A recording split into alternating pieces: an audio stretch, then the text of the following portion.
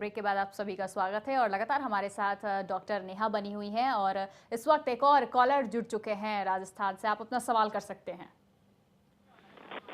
ठीक है।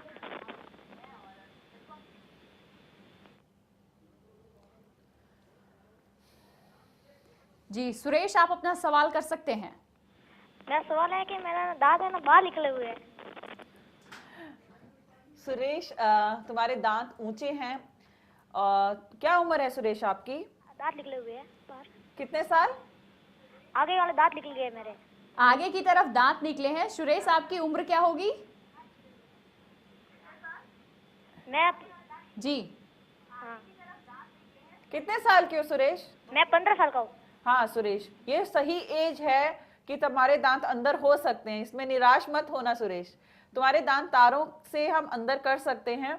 तारे भी कई तरह की होती हैं, मेटल की, सेरामिक की, आजकल तो बिना तारों के भी दांत अंदर किए जाते हैं। डिपेंड करता है तुम्हारे दांतों, एक बार चेक करने पड़ेंगे। एक बार डेंटिस्ट को जाके चेक कराना तो सही ट्रीटमेंट हो सकता है। साल 1.5 साल का तकरीबन ट्रीटमेंट होता है, उससे दांत अंदर हो जाएंगे। जी बिल्कुल। तो अभी तक तो हम बच्चों के दांत को लेकर बात करते रहे कि कैविटीज का खतरा कितना होता है और ब्रश कैसे करानी चाहिए, लेकिन बड़ों के लिए क्या कुछ आप उपाय बताएंगी कि और एक कैविटीज जो है क्या सिर्फ बच्चों में ज़्यादा फैलती है या बड़ों के दांत में भी जो है ज़्यादा फैलती हैं? बिल्कुल, बड़ों के दांतों में तो कैविटीज उतने ही चांसेस है जितने बच्चों के। ऐसा कुछ नहीं है, बस बच्चों की डाइट थोड़ी खराब होती है क्योंकि बहुत ज्यादा मीठा चिपचिपा होता है। लेकिन कुछ बड़े लोगों को भी ये सेम हैबिट रहती है। अगर वो अपनी हैबिट, सबसे पहले प्रिवेंशन जो है चीज, सबसे पहले कोई भी बीमारी का इलाज है वो प्रिवेंशन है। सबसे पहले तो इन चीज़ों से बचना चाहिए। दूसरा होता है मेंटेनेंस। अगर आप कुछ सही आदतों को मेंटेन करेंगे, सुबह दोपहर शाम क्लीन रखने की, कुछ भी खाने के बाद कुल्ला करेंगे, तो आप उससे बच सकते हैं। खासकर 2 चीज़ें जो लोग भूल जाते हैं, टंग क्लीनिंग, जीभ को साथ में ही साफ करना चाहिए जब आप ब्रश कर रहे हैं। दूसरा, आप फ्लॉसिंग करना, दांतों के अंदर जैसे धागा आता है दांत के लिए स्पेशल, उससे फ्लॉसिंग करें। जहां पर नहीं भी ब्रश पहुंचेगा, फ्लॉस उसको क्लीन करेगा।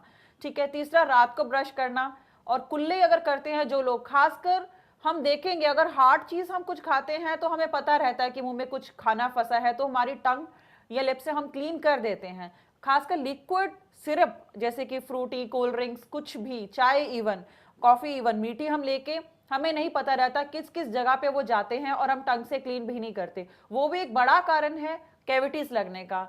इसको भी अगर आप चाय कॉफी के थोड़ी देर बाद भी कुल्ला करें तो बहुत अच्छी चीज है। जी बिल्कुल। इस समय हमारे साथ एक और कॉलर जुड़ चुके हैं, राजकुमार पंजाब से। राजकुमार, आप अपना सवाल रख सकते हैं। आपके कॉल को जी, लगता है हमारा संपर्क उनसे टूट गया है। तो अगर हम कैविटीज़ के बारे में चर्चा कर रहे हैं तो किन चीज़ों से जो है सबसे ज़्यादा खतरा होता है? क्या मीठा खाने से, चिपचिपा खाने से? और जैसे कि बच्चों को जो है चाइनीज़ फूड ज़्यादा पसंद है, तो क्या चाइनीज़ ज़्यादा खाने से कैविटीज़ का खतरा जो है वो ज़्यादा होता है? एक्चुअली कीड़ा ऐसा सच नहीं, उसमें बैक्टीरिया हैं जो एक पर्टिकुलर एनवायरनमेंट में पनपते हैं। खासकर अगर कोई भी फूड, अकेला मीठा नहीं, कोई भी फूड जिसमें जो मुंह में रह जाता है उससे बैक्टीरिया फैलेंगे, चाहे वो फूड फीका भी क्यों ना हो। जरूरी, हम मीठा इसलिए कहते हैं उसमें थोड़ा सा तेजी से फैलते हैं। कोई भी खाना, कोई भी लिक्विड अगर मुंह में रहता है तो बैक्टीरिया फैलेंगे, कीड़े लगेंगे ही। अगर हम उसको साफ कर देते हैं कीड़ा और मुंह में बिल्कुल हाइजीन मेंटेन करके रखते हैं तो 70-80% तक हम इससे बच सकते हैं। जी बिल्कुल। तो डॉक्टर, अभी आपने बताया क्या क्या उपचार हमें करानी चाहिए। तो अगर किसी बच्चे को कभी दांत में दर्द होता है तो क्या इसके लिए कैविटीज़ के दर्द को कंट्रोल करने के घरेलू उपचार क्या हो सकते हैं, जो फर्स्ट एड हम कहते हैं कि बच्चे को हम दे सके जिससे उसे राहत महसूस हो? घर में बच्चे को सबसे पहले तो लिक्विड पेन किलर्स आते हैं जो बच्चे को सिरप की तरह दे सकते हैं। डिपेंड करता है बच्चे की एज या वेट कितना है, उस हिसाब से पहले तो दवाई हम में पेन किलर है तो वो दे सकते हैं। ठीक है। और इमीडिएटली ये कर सकते हैं। और भी कुछ अपनी तरफ से ज़्यादा कुछ करने की कोशिश नहीं करनी चाहिए क्योंकि हो सकता है बच्चा उस चीज़ से एलर्जिक हो या उससे रिएक्शन हो, तो चीज़ें बदतर होती जाएंगी। इससे अच्छा कि सिर्फ एक पेन किलर दो ताकि बच्चे को इमीडिएटली आराम आ जाए। और जितना जल्दी हो सके, घंटे 2 घंटे जब तक आराम रहेगा उसी दौरान बच्चे को डेंटिस्ट के पास जरूर लाके एक सही इलाज किया जाए, बजाय कि हम कुछ भी ऐसी चीज दें जो बच्चा सह ना पाए। हो सकता है अगर बहुत से लोग लौंग का तेल, ये चीजें, कई बच्चे उससे भी एलर्जिक हो सकते हैं। तो लौंग का तेल भी जो है वो बच्चों के लिए खतरनाक हो सकता हो है। सकता है। जी बिल्कुल। तो बच्चों के लिए ब्रश करने का सही तरीका भी इन्होंने बताया और फर्स्ट एड हमें क्या लेनी चाहिए, ट्रीटमेंट, ये तमाम चीज़ें भी बताई और किन किन चीज़ों से बच्चों को जो है कैविटी का खतरा ज़्यादा होता है।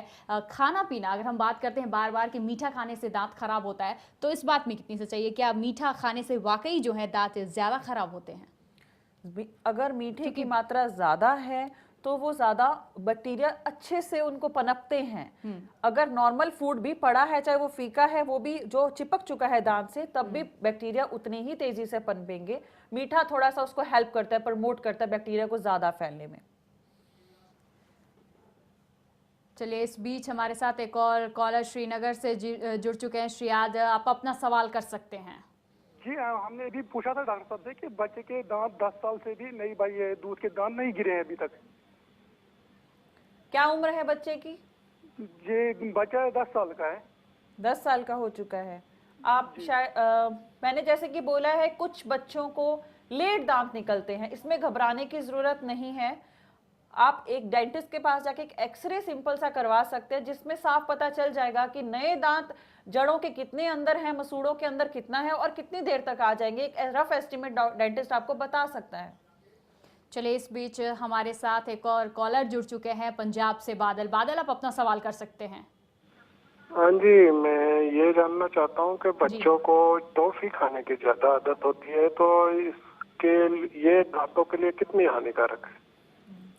देखिए, मैं इस चीज को नहीं मानती कि बच्चों को रोक देना चाहिए टॉफी चॉकलेट से। वो बच्चे खाते हैं, कोई प्रॉब्लम नहीं, उसको खाने दीजिए। उसके ऊपर जितनी रिस्ट्रिक्शन लगाएंगे बच्चे का मन और भी ललचाएगा। आपको थोड़ा ध्यान देना, अगर बच्चे को कुछ खाने को ऐसी बहुत मीठी चीज देते हैं, कोई प्रॉब्लम नहीं, लेकिन आपको उसका बाद में हाइजीन मेंटेन करना है। उसको एक बार ब्रश जरूर करें। ये हैबिट बच्चे को डालो कि अगर उसने टॉफी, चॉकलेट या चिप्स ऐसी कोई चीज खानी भी है, लिमिट में दो। वैसे तो अगर खा भी रहा है तो आप उसको हैबिट बना के रखो कि उसके बाद वो ब्रश जरूर करे। जी बिल्कुल, तो बच्चे, जैसा कि इन्होंने सवाल किया काफ़ी कि टॉफ़ी चॉकलेट क्या रोक देनी चाहिए, क्योंकि ऐसी हमारी माइंडसेट है कि टॉफ़ी चॉकलेट खाने से जो दांत ज़्यादा ख़राब होते हैं, तो क्या एट अ टाइम हमें उन्हें ब्रश करवाओ, कुल्ला करवाओ ज़रूरी है? हाँ बिल्कुल बिल्कुल। रातों रात कैविटीज नहीं फैलती कि आज कल चॉकलेट खिलाई तो आज कैविटी बन जाएगी, ऐसा नहीं है। एक हैबिट बनाएंगे, एक हैबिट मेंटेन करेंगे तो बच्चे का माइंड सेटअप वैसा हो जाता है। आप खुद भी देखिए, अगर बच्चे को शुरू से हैबिट है कि मीठा खाने के बाद हमें ब्रश करना चाहिए, जो चीजें 1 या 2 दिन की बात नहीं होती, हर रोज कुछ हफ्ते महीने लग जाते हैं कैविटीज को बढ़ने में, तो वो चीज वहीं रुक जाएगी। अगर बच्चे को पता है मुझे टॉफी चॉकलेट के खाने के कुछ देर बाद ब्रश करना है, तो वो चीजें कंट्रोल हो जाएंगी। जैसे कि हम डेली रूटीन में भी देखते हैं, आप अपने आस पड़ोस में, घर में, अपने बचपन में अपने दोस्तों को आप देख चुके हैं कि बहुत ऐसी चीजें खाने के बाद ब्रश ना करने से ही चीजें फैलती हैं। लेकिन जिन लोगों को शुरू से हैबिट हो क्लीन रखने की, उनमें ये चीजें बहुत कम होती हैं। इसका सबूत तो आपको अपने आसपास ही मिल जाएगा। जी बिल्कुल। नेहा, एक सवाल ये भी है कि कई बार दांत जो है ऊपर से बिल्कुल स्वस्थ नज़र आते हैं, लेकिन एक्चुअल में होता क्या है कि अंदर से कभी कभी बच्चों को जो है दांत में दर्द होता है, या फिर दांत में जो कहीं हल्की सी जो है सिड़न ये होती है, जिसकी वजह से मसूड़ों में भी स्वेलिंग होती है। तो ये किस चीज़ के लक्षण है? कई बार दांत में पल्प की इन्फेक्शन जो हो जाती है, वो जरूरी नहीं कि दांत की इन्फेक्शन ऊपर की सतह से ही अंदर जाए। बहुत बार मसूड़ों से भी, जड़ के थ्रू भी इन्फेक्शन फैलती है, बच्चों में भी बड़ों में भी। किसी भी तरीके से रूट इन्फेक्शन भी हो जाती है, जिससे पूरा दांत अंदर ही अंदर सड़ जाता है, तकलीफ देता है। ऊपर से देखने में बहुत नॉर्मल रखता है। बहुत बार दांत आगे या पीछे की तरफ से, जहां पर दांतों का कांटेक्ट होता है, वहां खाना फंसने की वजह से भी हमें नहीं नजर आता, लेकिन कीड़ा अंदर ही अंदर फैल जाता है। अगर हल्का सा भी दर्द होता है या तकलीफ होती है या प्रेशर डालने में प्रॉब्लम आती है, तो इमीडिएटली डॉक्टर को दिखा के एक बार एक्सरे कराएं, जो कि सारी तस्वीर सामने आ जाएगी कि इन्फेक्शन कितना अंदर तक फैल गया और ये कंट्रोल किस हद तक किया जा सकता है। चलिए, इस बीच हमारे साथ एक और कॉलर जुड़ चुके हैं, सुधाकर सुल्तानपुर से। सुधाकर, आप अपना सवाल कर सकते हैं। सुधाकर, आप अपना सवाल कर सकते हैं। हाँ डॉक्टर साहब, हमारा ये 3 साल का बच्चा है। हेलो। हाँ जी, बोलिए। हाँ, हमारा 3 साल का बच्चा है। ये इसका जो गिर गया था, इसका 2 दांत जो है दूध का निकल गया था। हाँ जी। तो क्या ये डॉक्टर साहब ये फिर से दांत आएगा, कब आएगा ये? कौन सा दांत निकला था, आगे वाला पीछे वाला? अरे सामने वाला मैडम, सामने वाला। ठीक है, तो सुधाकर जी घबराने की जरूरत नहीं है। दूध का दांत अगर टूट गया है, अगर बच्चे को खाने पीने में तकलीफ नहीं है और दर्द नहीं है, तो उसको रहने दीजिए। एक एक्सरे जरूर करा लीजिए, जब भी आपको जल्दी से जल्दी टाइम मिलता है कि एक्सरे करवा लीजिए, कोई जड़ अंदर ना रह गई हो। अगर कुछ इन्फेक्शन नहीं है, बच्चे को दर्द नहीं है और बच्चा नॉर्मल रूटीन में खाना पीना खा रहा है, तो घबराए नहीं, नया दांत आ जाएगा। चलिए, तो घबराने की बात नहीं है, नया दांत फिर से आ जाएगा। और आज का हमारा टॉपिक था कैविटी के ऊपर कि किस तरह से बच्चों के हंसते खिलते मुस्कान को और चमचमाते हुए दांत को हम स्वस्थ और हेल्दी रख सकते हैं। फिलहाल तो आज के इस हेलो डॉक्टर में इतना ही। नमस्कार।